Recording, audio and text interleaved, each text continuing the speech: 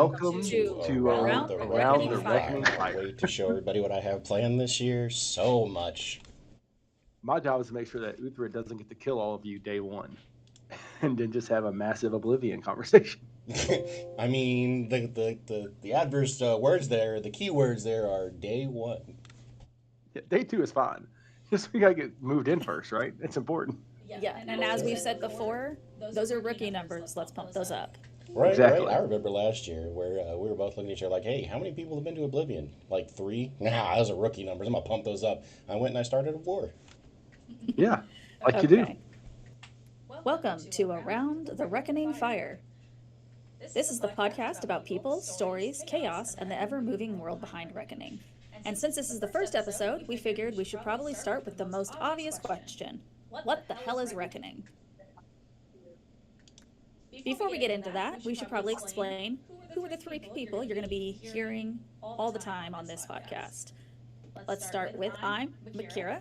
I am the Reckoning social media coordinator, photographer, professional chaos documenter, and one of the people responsible for showing everyone on the internet what you people are doing. And joining me today on the episode are... That would be me, Uthred, longtime player, longtime chaos maker. Now the current NPC and plot lead for you guys, so prepare for trouble. And I am Quaison, also known as Glornir. I am not a long-time LARPer, been doing this for like 4 years now.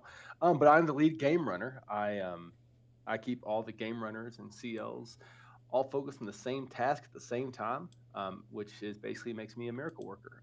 So that's what I do for the community. So basically, the three of us, we're looking at this from very different angles. I get to show you what happened. Uthred gets to make terrible things happen, and Quaison is ultimately responsible for allowing all of this to happen in the first place. Yeah, I'm dad. Exactly. Cannot wait to show everybody what I have planned this year. So much. My job is to make sure that Uthred doesn't get to kill all of you day one, and then just have a massive oblivion conversation. I mean, the adverse words there, the keywords there are day one. Yeah, day two is fine. Just we gotta get moved in first, right? It's important. Yeah, and as we've said before, those are rookie numbers. Let's pump those up. Exactly. I remember last year where we were both looking at each other like, hey, how many people have been to Oblivion? Like three? Nah, those are rookie numbers. I'm going to pump those up. I went and I started a war. Yeah, like you do. Okay. So what the hell is Reckoning? Let's actually answer the question.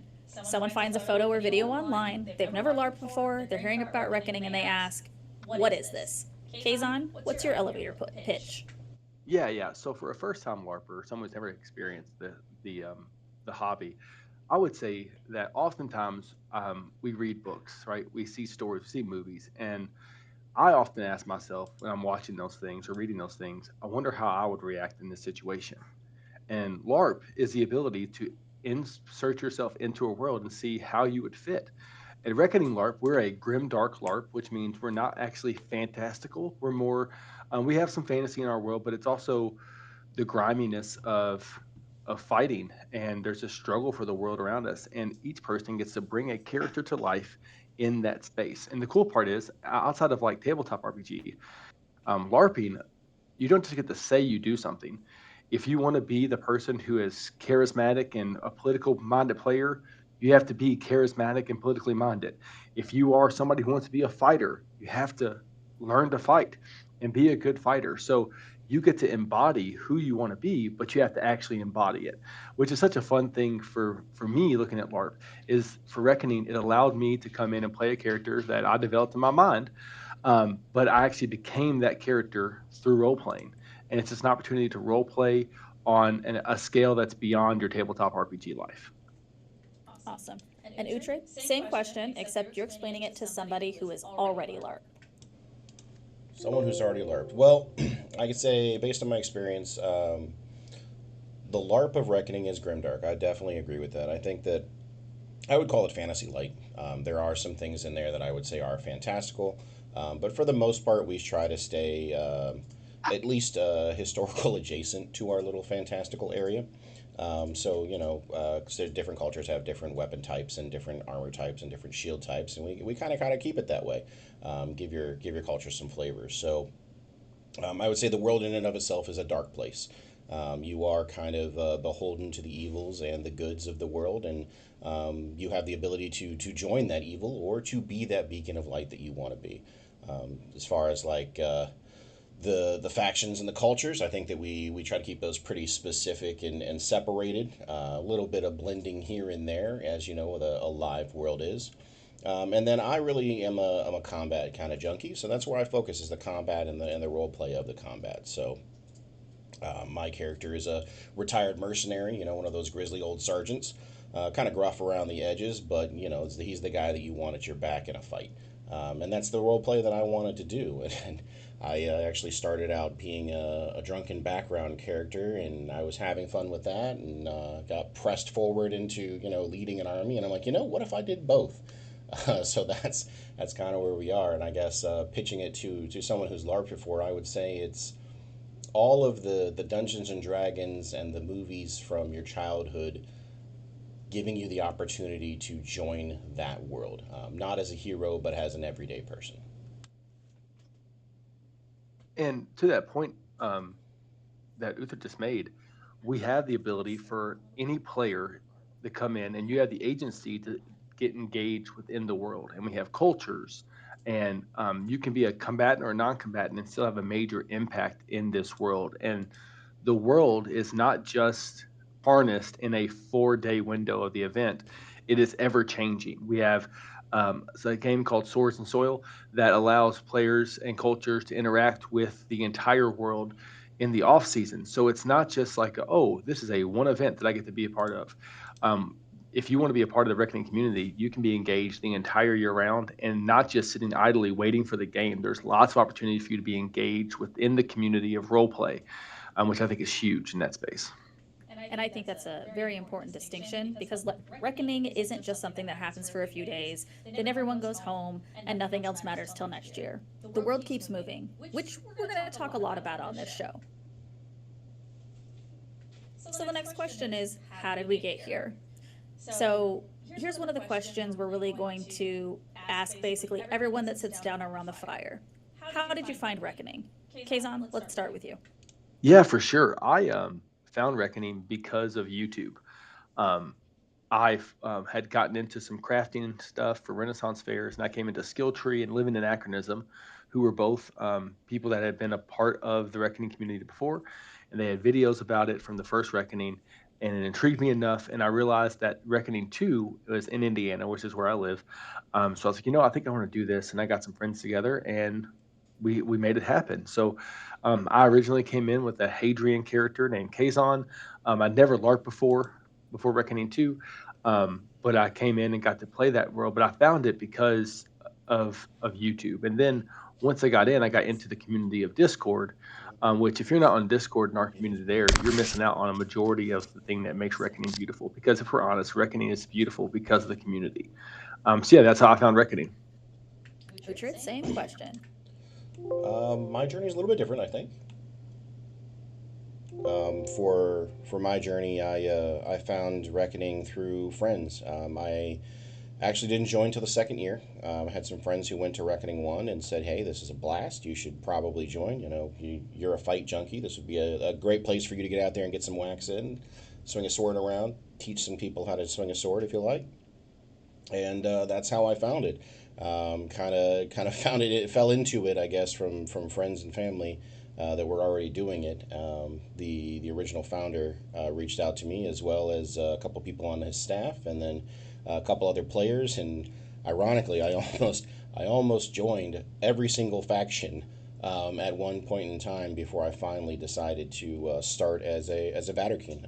I almost joined the Hadrians, and then I almost joined the Suzak Mar, and then I almost joined the Rivlins, and ended up because I had more blue shirts than I had anything else. I ended up becoming a Viking, and I got to admit it was probably one of the better choices starting out because I really enjoyed that first year. Drinking and acting like a drunken merchant from a Viking faction.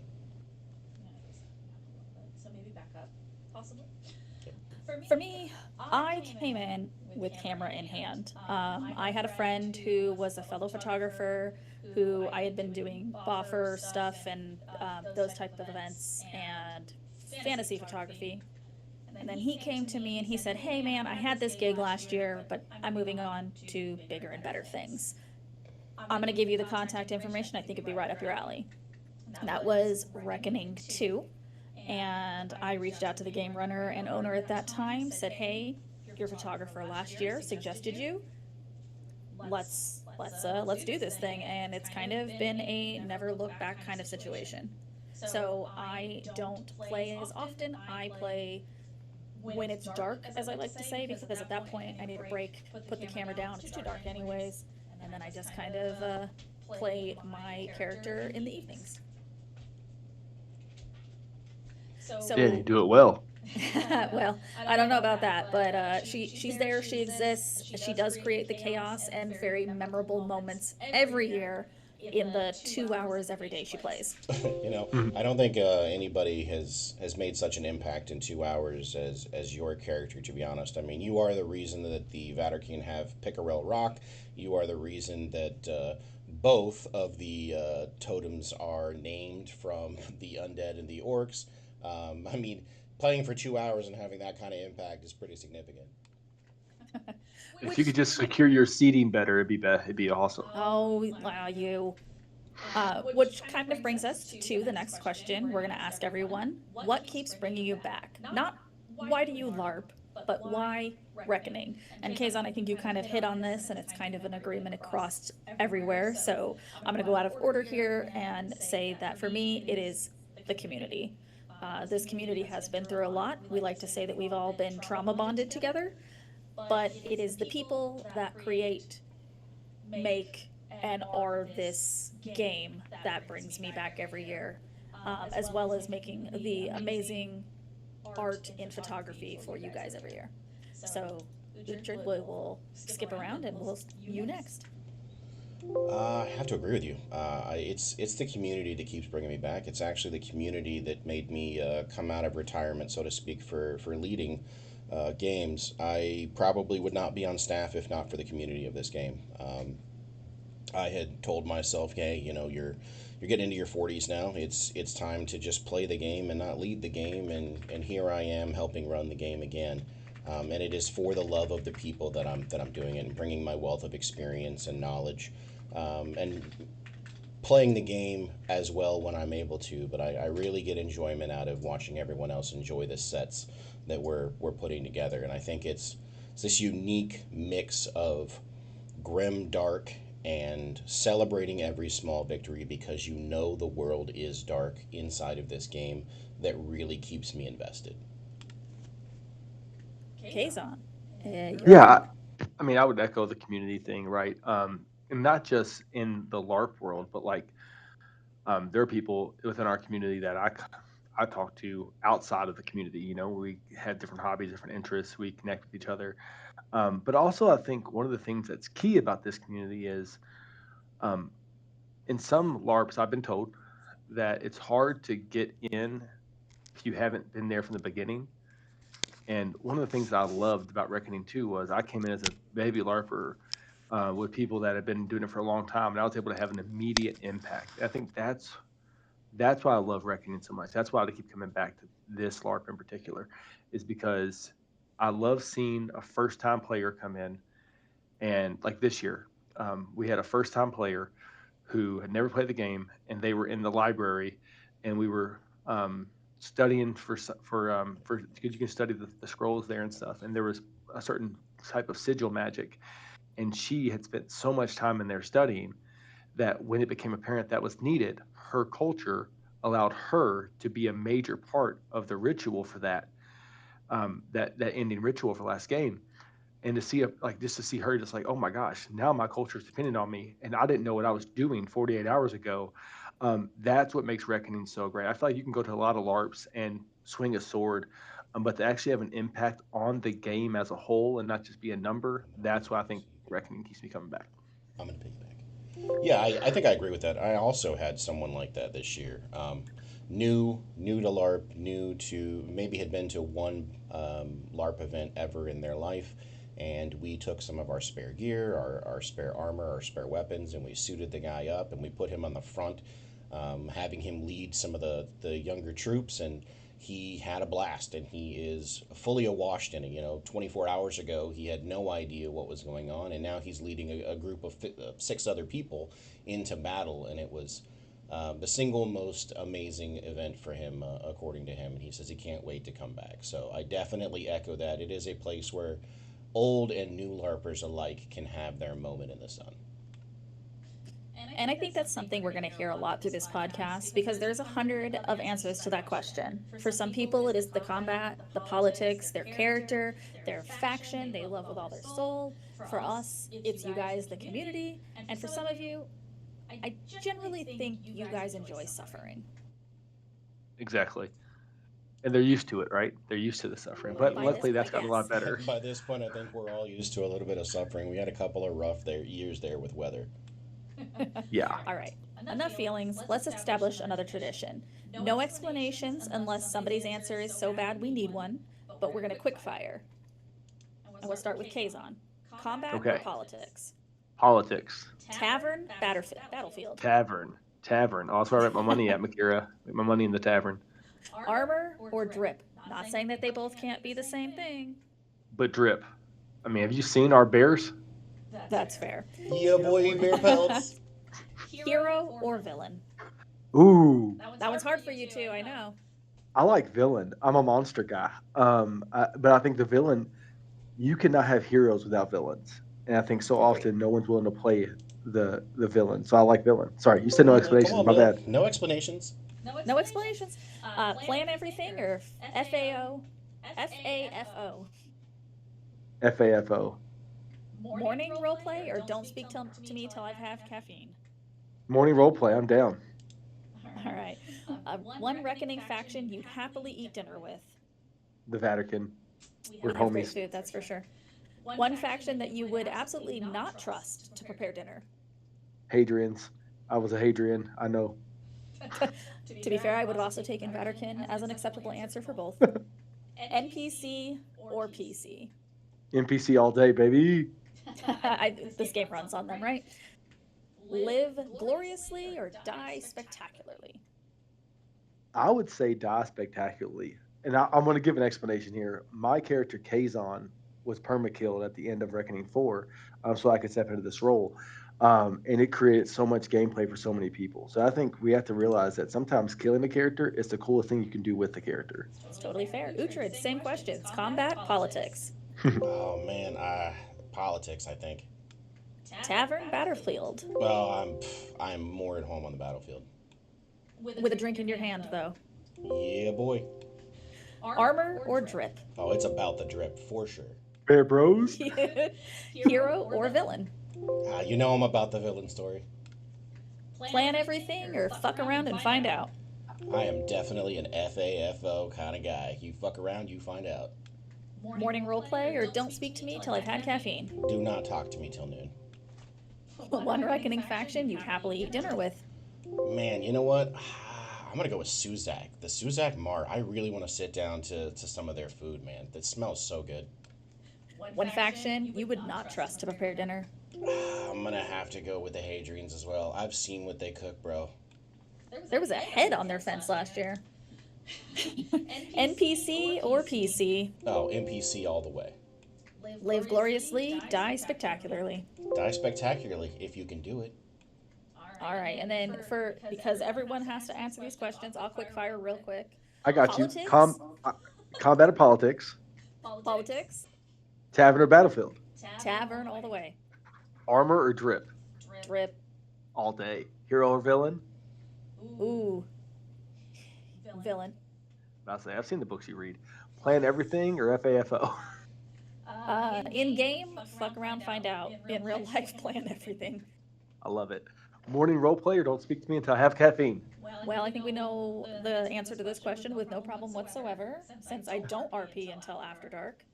Exactly.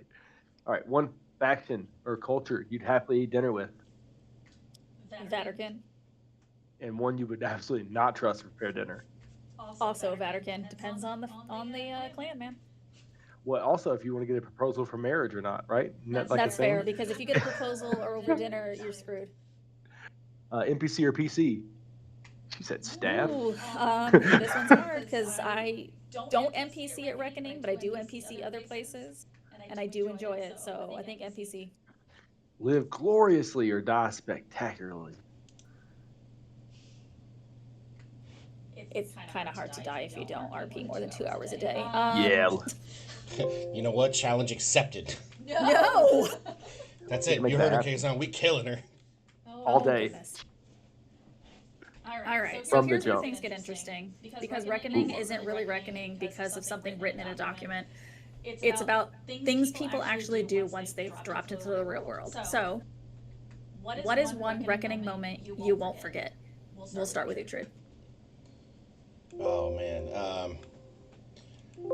I think there's so many, but I have to go with the most recent one. The back and forth between the Jameson brothers and my clan in game, I think has become one of the most amazing role play stories, where they're back and forth, screaming and yelling at us, calling us cowards, and telling us we're oath breakers, and we're threatening to take their heads, and fighting little skirmishes on the battlefield. And it's not all of the Vatican. It's not all of the Rivlins. It's just us and them in a blood feud. And I think it is the most amazing thing to go in there, be so heated at each other in character, and then step out of character not 30 minutes later and have a beer with each other. Like, it's so good to be able to step in and step out and have a good relationship with them. Yeah, it's very important to do those check ins. Bleed can happen. We don't like it when it happens, but it can. So it's always good to make sure that, we all cool dude after a really intense RP happens. But was that planned? Yeah, it was sort of planned. So we did a loose plan of, hey, here's how we want it to go, but we want it to feel authentic. So we want you to be mad and to not take anything we say, and not and stand your ground, not change what you feel. But I think it kind of went off the rails a little bit, because I don't think they expected us to be like towering over them in some of the photos. I don't know if we were standing on a hill or what, but there's definitely a size difference, and that was clear, in the role play, and it was pretty funny. All right, Quaison, what about you? One reckoning moment you'll never forget. Yeah, for RP sure. wise, the chair story doesn't count. Yeah, no, I wouldn't go in there. This year as Glornir, I got to do a lot of rituals, which was cool. As the arbiter, I got to like facilitate those spaces and do some really cool role play. And one of those was a joint ritual between the Hadrians and the Vatican, and two of the best role players, I think, in our community, with Olin and Aurelia, both had this really cool moment trying to understand the intrinsic understanding of malice, and it was all role played. And they had some things planned, but the interaction wasn't fully planned, and we role played this thing out beautifully. It was in can it was like the it was a nighttime ritual. We had torches out. Players had sacrifices they did, and it was a solid 10 minutes of just a pure role play moment, where characters were given all they had, and they elevated the scene so well that it almost felt real. It was so cool, and the best part was that is that the players took charge of it. It wasn't like me leading anything. I did some small things, but I just got to facilitate them doing what they do best, and that was the best part. Yeah, it's really like letting the story evolve naturally is always Exactly. fantastic. Which Yeah, I think I'm gonna jump in there like that. I think that's the real beauty of it, right, Kazan? Like, where you set up the motion and everybody takes it and runs with it, and you're just kind of sitting back going, "That worked! Holy crap, that worked!" Not only did it work, everybody loves it. Yeah, yeah, and it also was an opportunity because sometimes rituals are used in our world to get game mechanic elements, but this one was to get game like lore information that was actually useful, and they did it in such a way to where their characters, not their players, well, the players are there obviously, but them as their characters got to have this experience, and it was, I think, deeply meaningful for both of them and everyone else involved because of how much they put into it. And that's why, like, when we say player agency, it doesn't mean that you can just break the game whenever you want to, but it does mean that your player can work within the world to do almost anything that your player or your character could do. That's what player agency is. And they took it and ran with it. And it was a beautiful moment.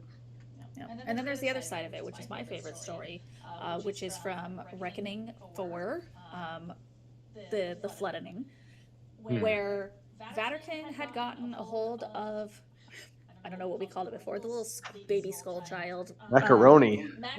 Well, that's what I'm going to tell the story of Oh, Macaroni. Yep, because she's the one who named it, bud.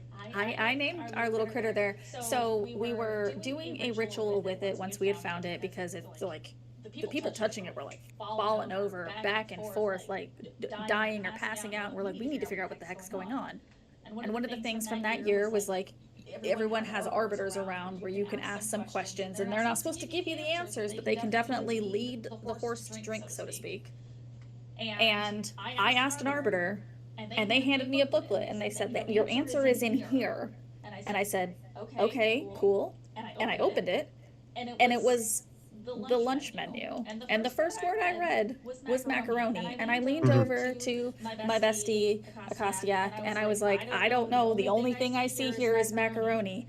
And that's how it got its name. Which is hilarious, right? Like we take this super serious moment and like and they hand you the wrong thing, you just roll with it. Like, oh, this is the lunch menu. Okay, well, it's named macaroni now. yeah. Well, that's the thing. It's all yes and it's all okay. We're going to do this together, and that's a beautiful moment. And I love the fact that you brought up that you got to be a part of that. So like even the photographer who doesn't get to role play much at all had a major moment in that space, and it was okay. No one was like, "Oh, why is this person doing it?" Because that's the expectation. Everybody can be a part of this. Well, to be fair, the sun had set, so it was my time to shine. And to be fair, I mean, rolling back to community, that's the whole point. I mean, that's why we do these things, right? We do these Yeah, things because anybody at any point can be the hero for a moment. You know, not everybody's the hero all the time because we're just normal people, but anybody can have a major pivotal point in the story, and that's fantastic. And honestly, that's actually a perfect place to talk about something this podcast is going to do a lot. We're going to go behind the curtain. We're not spoiling things. You're not getting April's plot. Nice try. But there's an incredible amount of work that happens between events that most players never see. And that's really what this podcast is about, to show you that it's not just the 4 or 5 days in Indiana where we hang out, drink, and be merry and do crazy shit in the woods. There is more to it. So, one of the questions we should be asking is, what is something about Reckoning people don't see from the outside? Quaison, game headrunner perspective. yeah. So people might not realize this, but there are essentially 12 game running team members, including Drew, who is phenomenal and our awesome guy in charge of our emergency services liaison guy. He's phenomenal. If you don't know Drew, tell him hi. He keeps us safe. We have 12 game runners. We have 12 culture leads, and then we have several people that are in staff roles for Oblivion, for the Undead, for the Unbound, the and for the Orcs. Like, we have so many people who are behind the scenes doing things, and we're introducing new things every day. So what you don't realize is that it takes a lot to get that many people on the same page on the same vision, right? So Or in the same book. right. So it's collaborating in those spaces. So like for instance, with the rule book, right? The game running team has done a lot of work to redo the rule book in a way that makes sense for our game and what we think it needs to go moving forward. And now the culture leads are creating input on the rule book. So for some games, I'm not sure all the games out there, but sometimes you get a rule book that only like four people have seen and they agree with it, but they didn't. Anybody who didn't have all the context, they didn't look at it, right? For us, the rule book in particular, over 25 people will have like input opportunity on the rule book before it comes out. Like that takes a lot of logistics, and that's something we're doing in a lot of different spaces, right? Is making sure everybody has those areas. We have every class that plays the game is represented in the rule making discussion. Every culture is represented in the rule making discussion. Every gameplay style is represented. You know, if you're a non-combatant, if you're ultra combatant, we have people in all those spaces to make sure that nobody's left out, no one's missing an opportunity in that space. So that's part of it. This other part of that is um, I've made the decision as the head game runner for the past 2 years now to be as transparent as open as possible to the community. And sometimes that means that we have to do things slower because we don't want to do things behind people's backs. Like we want to make sure the community is engaged as possible in those decisions. Um, that way it's kind of out in the open. Now there are some decisions that I make that, we make as a game running team, where I have to make it by myself because that's what the burden of leadership is. But we try to limit those as much as possible. The game running team can speak to the fact that there's not many decisions that I make alone unless I have to, because we've built a team to do this together. Now, does that mean things go slower? Yeah, but it also means that when we get to the point of a yes, our yes is stronger in that space. Yep. Um, I would also say, just something else to think about in this space of what's happening, people don't see from the outside. We take feedback very seriously. We had a survey at the end of the game. Every game runner has read every part of that survey multiple times. We quote it when we're doing rulebook conversations.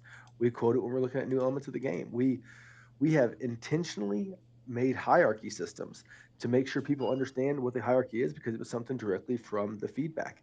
We are listening in the discords when people make the statement about something. We're like, "Hey, is that an option?" And sometimes the answer is no because we are not trying to be anyone else, right? That I've told my staff before.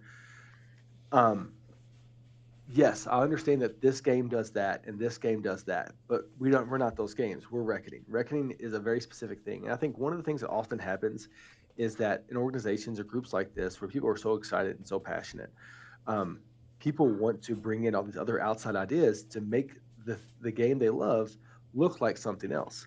But the reality is the best thing we can do for reckoning is to let reckoning be reckoning. That means that it's going to be grimdark. There is going to be PvP. It cannot just be PvE. There is going to be elements of espionage. And there are consequences for your actions. You can't say, "Oh, I'm the greatest sword out here," and then get destroyed. Then you're not the greatest sword. Just because you said it doesn't mean it's true. But we are going to hold reckoning to be what we say it's going to be. And that means we can take some things from other places if we need to, but reckoning needs to stand on its own with its own thought process, its own world, and its own community base. And that's something that, with my team, we spend a lot of time on that.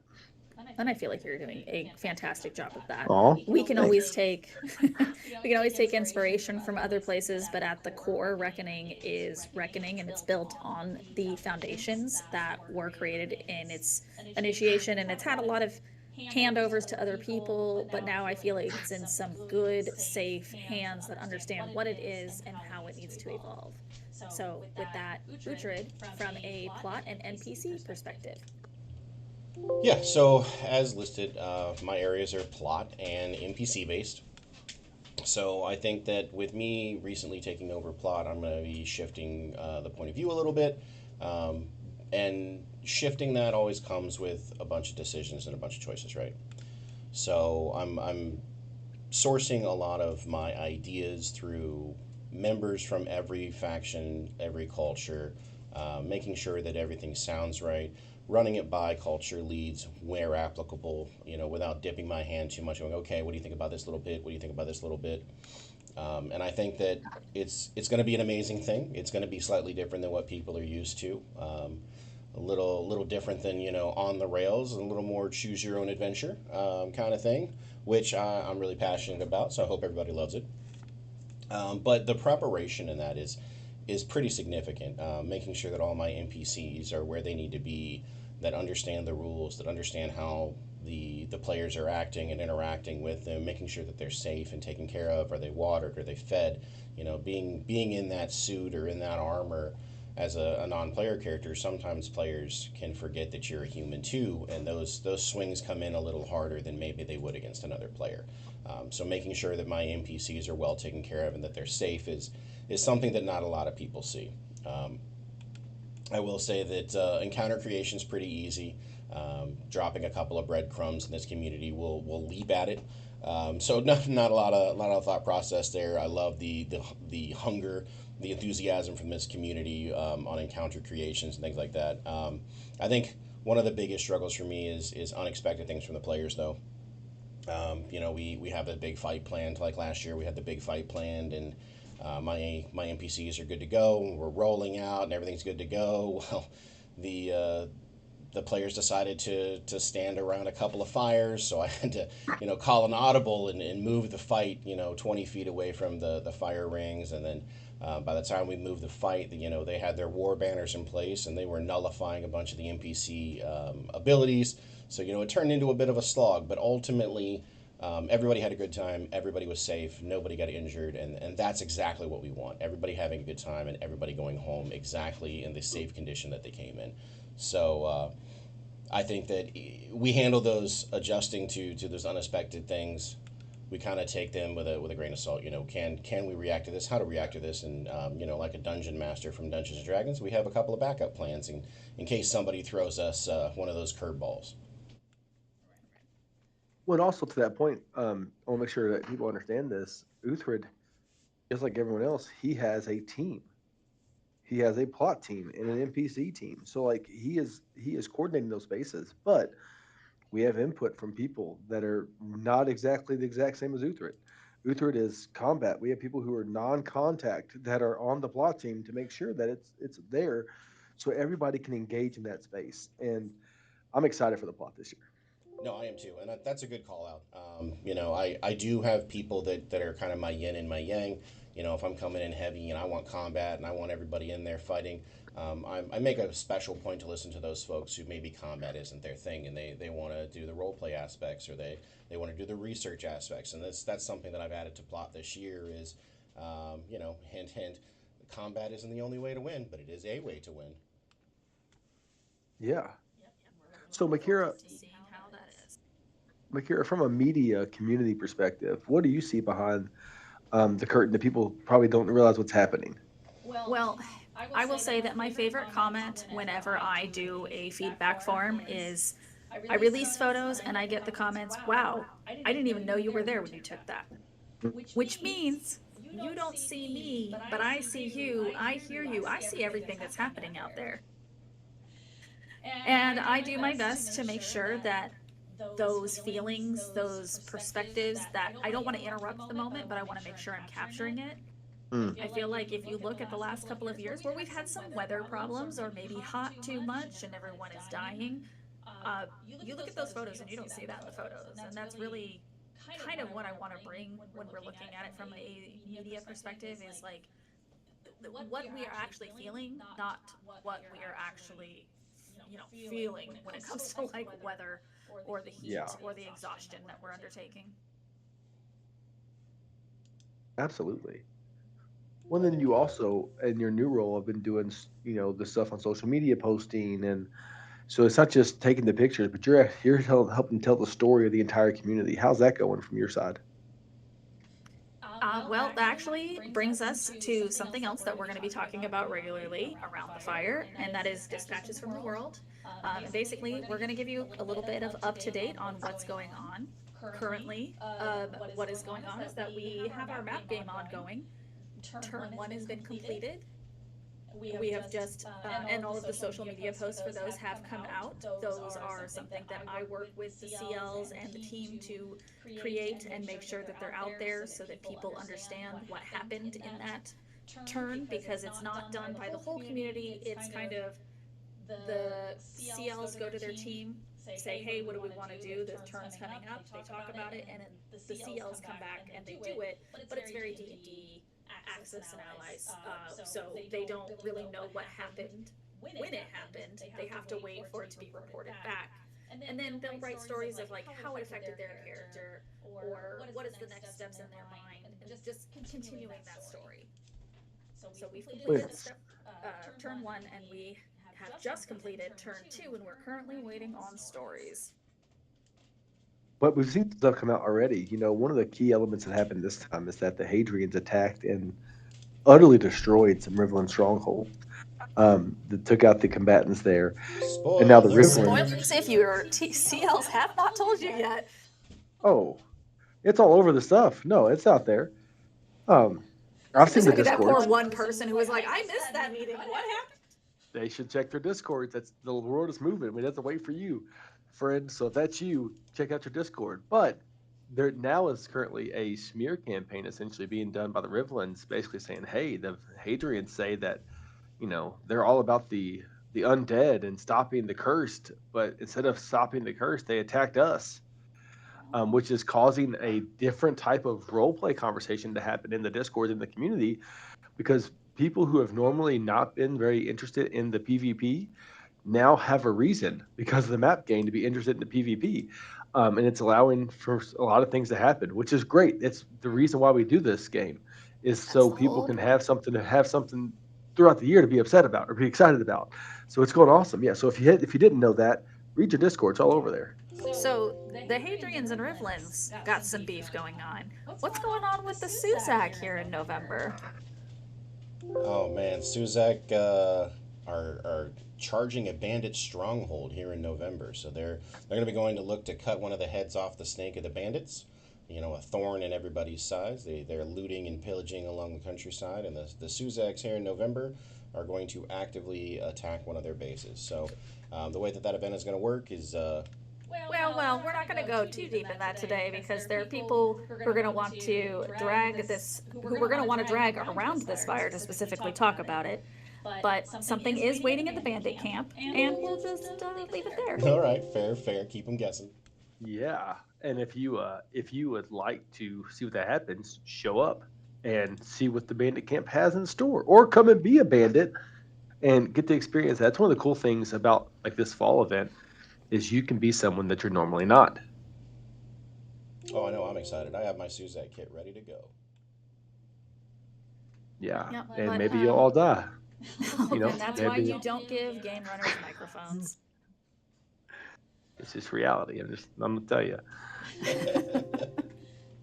So let's talk directly to the person listening who's never been to Reckoning. Maybe Mm. they're not watching, they're listening. Maybe they have a friend that keeps trying to bug them to go. Maybe they've been lurking in the Discord for 6 months. We've had some people like that. What is something you wish you knew before your first Reckoning, Uhtred? I wish I knew that this community wasn't like any other LARPing community I've ever been to. And I don't say that lightly. This is the most welcoming and inclusive community to new players to get them up and ready to go that I have ever seen in over a decade and a half of LARPing and being around LARP. I have never seen the like, and I wish people knew how inviting it was and how easy they're going to be able to seamlessly go into their culture, whatever culture they pick, and just be a part of the story with so little pressure. They can do what they want, they can be who they want inside the storyline, and everybody is there to cheer them on and help them do it. Quaison, same question. Yeah, so I would say it's kind of on a different line, but kind of the same for Uthred. I believe that a new player should come in answering three questions or having three answers about their character. I think some people come in with a 14-page backstory of their character, and then they get frustrated because the world doesn't interact with their character how they thought they would. But it's not the world's responsibility to accept you and like we are accepting, but like we don't have to play to make sure your character is who you're supposed to be. I suggest you come in with three realities about your character and then let the world forge it. You know, play that improv game, yes, and see where it takes you. When Quaison came in, my original character, he wanted to be a diplomat, and I was the leader of the Passus Latour.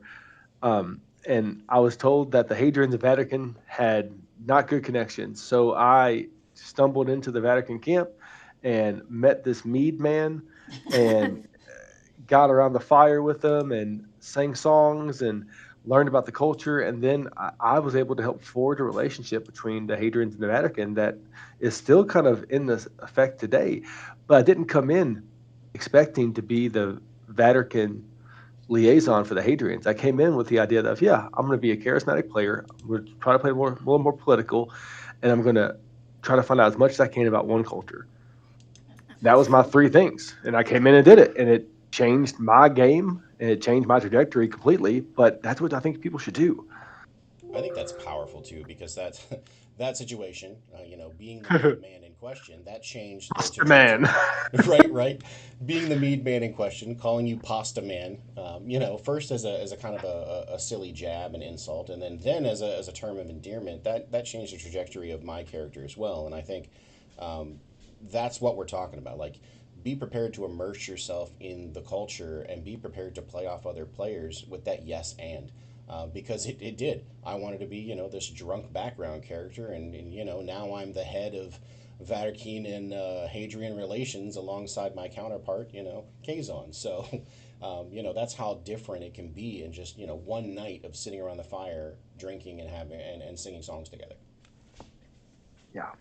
Then me Makira, what answering about that. you? Yep, Yeah. me answering that question. I would say utilize the resources you have available. Your CLs Mm, being one of them, your Discords being another. And then we also do have a bunch of resources to help you if you've never been to a LARP before, if this is your first time doing this type of LARP before, and just how to navigate the LARP world. So use your resources, whether it be something you read or people you talk to. But absolutely. we'll eventually do a whole entire episode specifically for new players because there's a lot we could talk about here. That's true. Absolutely. We could fill a whole episode up, maybe more. And we probably will. So, what are we excited about? Ooh. Now we're looking forward without spoiling anything, so you're not supposed to spoil. What are you most excited about right now? We'll start with Kazon. Well, I'm excited. One, I'm in love with our site for the game. Like for our main game, Billy Creek Village is so awesome. So I'm excited to go back there, and they're doing some extra stuff there. So I'm excited to see what that happens. But for the game itself, I'm excited because we have added in two new classes, and you'll find out about that when the rulebook comes out. So no But I spoilers. think, yeah, it's not a spoiler. I've said it. I've said it publicly. And those two new classes, the goal of those is to give players something they've been looking for a long time. That's all I'll say about that. But um, we are the rule book and the new classes we have are.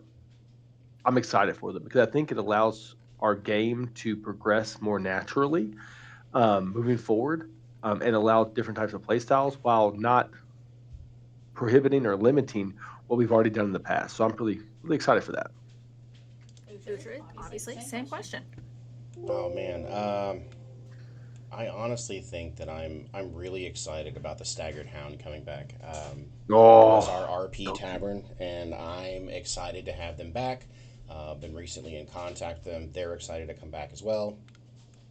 Their staff is professional and courteous and polite and just down to be as silly in role play as we are, putting out role play stitches and quests for everybody to kind of get involved in, as well as serving drinks. I think that we could not have found a better partner, someone who is licensed and ready to do the things professionally and safely, as well as being just as into the story and the garb and the dress and the scene as we are. So I really think that's a long lasting marriage there, and I'm excited to have them back. And also one of the Yeah. reasons basically all three of us are tavern over battlefield people. Mm-hmm. It's a good tavern. It's a very good tavern, and they did amazing things with their decorations and their drinks. Even though I forgot my ID in the car and I couldn't have any alcoholic drinks last year. I think that's a Because good we call take out it though. seriously. That's a Yeah. good call out though, because they had other options. They had They did. not just water too. Like they had teas and coffee, and they had hot cocoa for when it was cold. Like, it was crazy. They just whipped out hot cocoa from behind the bar. I was like, yeah, here you go, guys. So good. And for me, I am currently excited to see what stories come my way for turn two of the map game. A lot of really fun and interesting things happen, and I want to see everyone's take on them. So I'm very excited to that.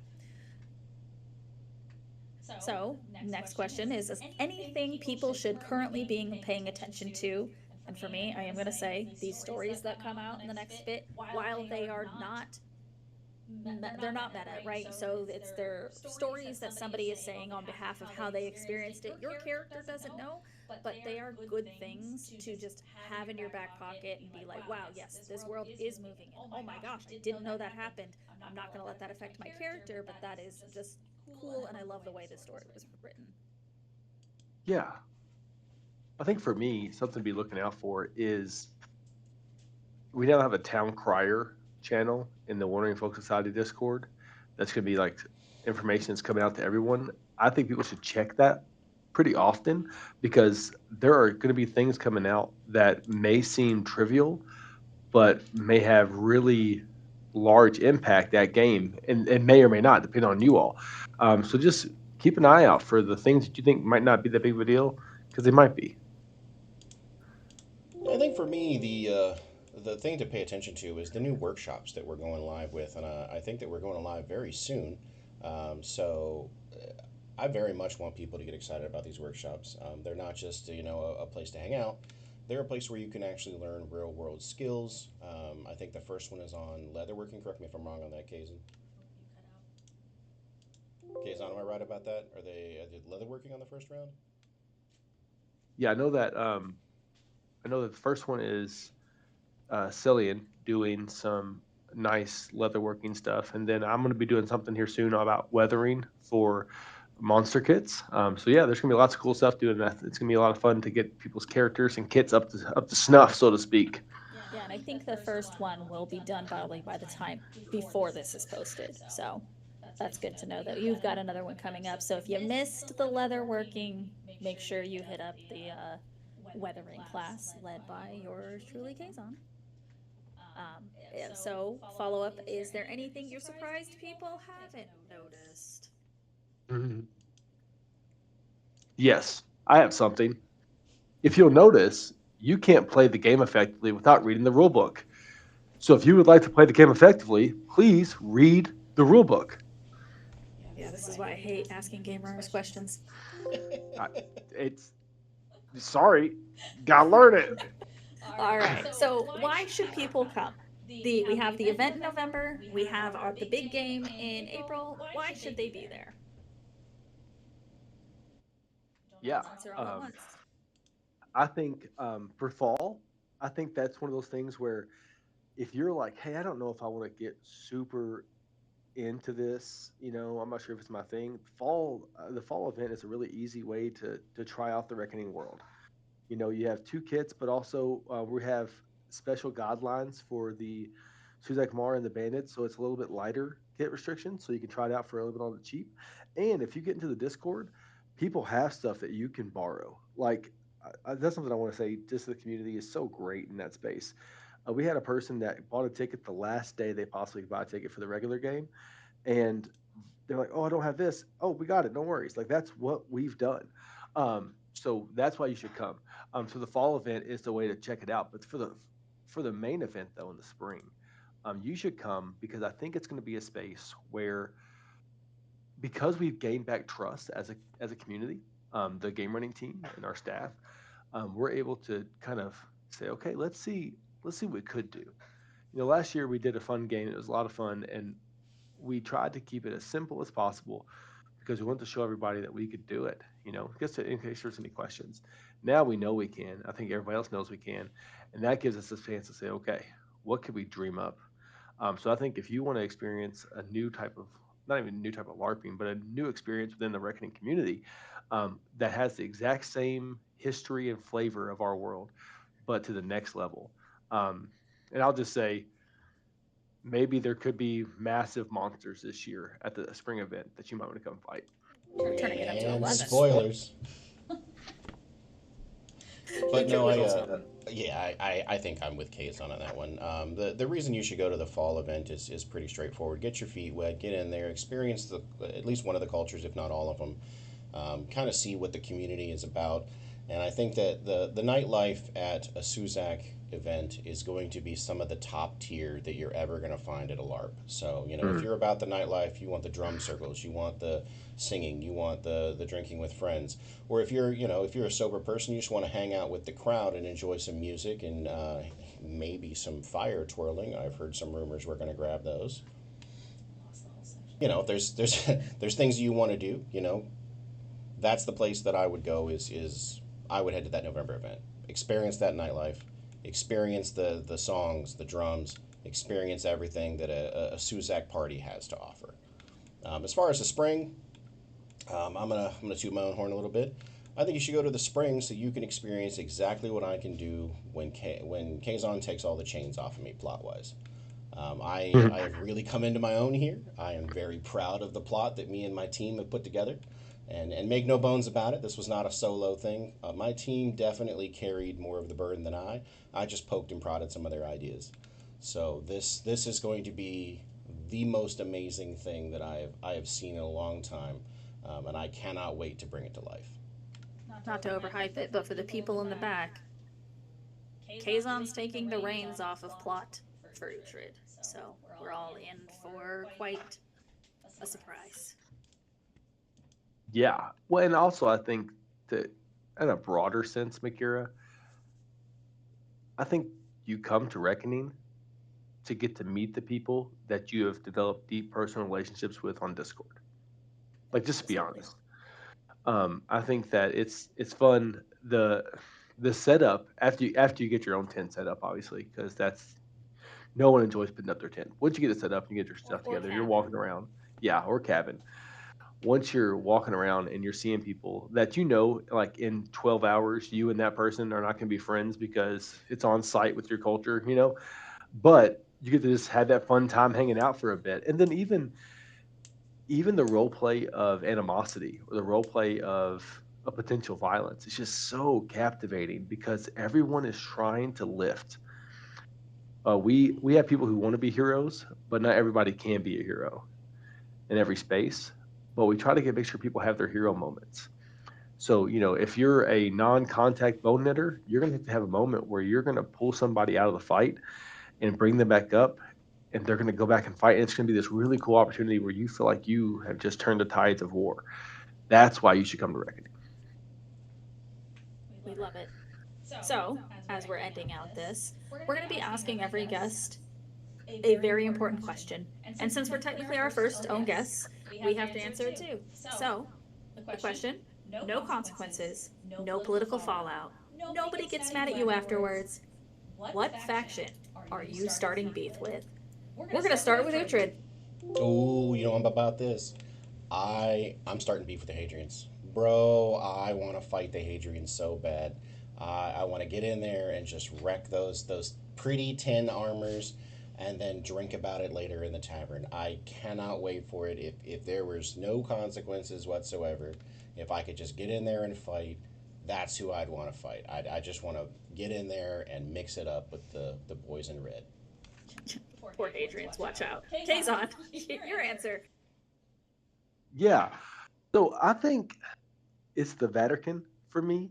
I got to have some really cool role play this year, all because. So just to give you guys some backstory here, we have a game runner. His name is Kent. His character is Volter, but he also had a moment where he played an Oblivion entity. And during the opening ritual this year of the game, the Oblivion entities appeared as part of the ritual. And I had this scroll, and Kent took the scroll and turned it upside down. So then the Vatican all assumed that my character didn't know how to read it and that it was upside down. So I would love for it to That's be not on canon. site. It's not canon. It was not upside down. It's It totally was canon. It was upside down. it was not upside down. I'm the one who had the scroll. I know how it's written. So yeah, it's on site for the Vatican. If I get to choose one culture to start beef with, it would be them. Out of love, but also out of slight hatred. In that moment for them thinking that I had it upside down. I mean, So rightfully yeah, thinking. it was not upside down. Makira, I who think you there's a who picture you of it start being beef with? upside down, and you still reading it. So I feel like that's Okay, canon. so Makira wants to start beef with the arbiters. Got it. Understood. That's Well, what Makira wants to do. I am Vatican, but I feel I missed out on the kin strife. So I'd love to start another beef internally with the Vatican because I love all of those people. I love you. Gotta love Makira. She's like, why start a fire in someone else's house when I can set my own on fire? I'm that Makira girl is in the just fire meme where the house is on fire behind her, and she's just like looking at the camera, like, "Yeah, I did that. What up?" it's funny that Makira, as a Vatican, wants to start a kin strife, which was like one of the hardest things in the entire like universe for the Vatican. She's like, but I missed that one, so let's I do it missed it. again. Let's do it again. Let's do it. Something so Something. awful. And she's like, you know what would be great right now? Nice Yeah. little kid strife. Nice little murder between brothers. It's fine. It's Look, okay. we're, Let's we're ask. huge. We might need to thin out the herd a little bit. Let's take this question a little farther for you, then, Makira. Within the Vatican, which clan would you like to start beef with? Whoa, whoa, whoa, whoa, whoa, buddy. I must. Oh, Okay. Um, that's for another day, and that's really why what we are all about here around the Reckoning Fire. It's going to be this. Sometimes we're going to talk to the people running the game. Sometimes we're going to talk to culture leads, players, NPCs, crafters, the people building things behind the scenes, and sometimes we're putting two people who experienced the exact same event on opposite sides of the fire and asking, okay, but what actually did happen? a bunch of stuff will actually happen, which we will definitely agree on. Oh, I'm sure, absolutely. There'll be no No arguing arguing. whatsoever. No. Everybody agrees on everything. Everything Yep, is the everything exact is same. working as intended.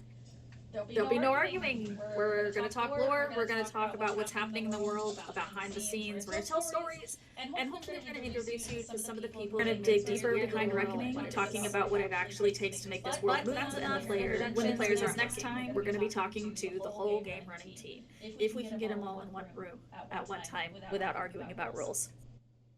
Oh, we can. I don't think so.